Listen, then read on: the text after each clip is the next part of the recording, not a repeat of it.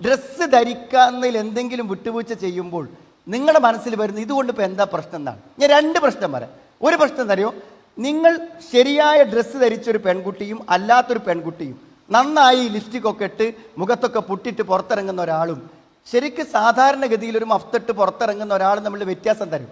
നിങ്ങൾ രണ്ടുപേരെയും ഒന്നിച്ചൊരാൾ കാണുമ്പോൾ ആ കാണുന്ന വ്യക്തി മനസ്സിലാക്കുമെന്ത്, ഡ്രസ്സിൽ എന്തെങ്കിലും അഡ്ജസ്റ്റ്മെൻറ്റ്, ഇപ്പുറത്തുള്ളതിനൊക്കെ ഒരു അഡ്ജസ്റ്റ്മെൻറ്റ് കോസ്മെറ്റിക് ഉപയോഗിക്കുന്നതിലോ ഡ്രസ്സിലോ ഉണ്ടെങ്കിൽ അയാൾ നിങ്ങളെ വിലയിരുത്തുന്നത് എന്താ അറിയോ, ഇവളിലേക്കൊരു എൻട്രി ഉണ്ട് എന്നാണ്, നിന്നിലേക്കൊരു പ്രവേശനമുണ്ട് എന്നാണ്.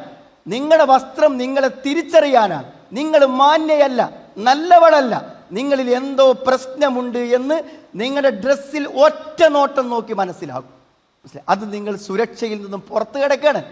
അയാളുടെ കണ്ണുകളിൽ നിങ്ങൾ പതിയുമ്പോൾ നിങ്ങൾ സുരക്ഷിതയല്ലാതായി തീരുന്നു എന്നുള്ളതാണ് പ്രധാനപ്പെട്ട കാര്യം.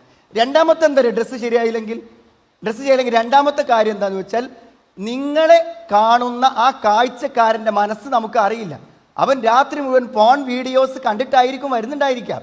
അവൻ നിങ്ങളെ കണ്ട് അവൻ നിങ്ങളെ ആഗ്രഹിച്ചാൽ അവൻ വിചാരിക്കുന്നിടത്ത് നിങ്ങൾ എത്തിയിരിക്കും. അതിൻ്റെ തുടക്കം എവിടെ നിന്നാണ്? നമ്മുടെ ഡ്രസ്സിൽ നിന്നാണ്. പക്ഷെ നിങ്ങൾ ഒരിക്കലും ഡ്രസ്സിൽ അങ്ങനെ ചിന്തിച്ചില്ല. നിങ്ങളുടെ മാന്യത, നിങ്ങളുടെ സുരക്ഷിതത്വം ആ ഡ്രസ്സിലാണ്. എല്ലാ കാര്യത്തിലും ആ സുരക്ഷിത വലയത്ത് നിങ്ങളെ പുറത്തിറക്കുക. എന്താ ഇപ്പോൾ ഈ ഡ്രസ്സ്, എന്താ മൂടി പോച്ചിട്ട് എന്താ കാര്യം?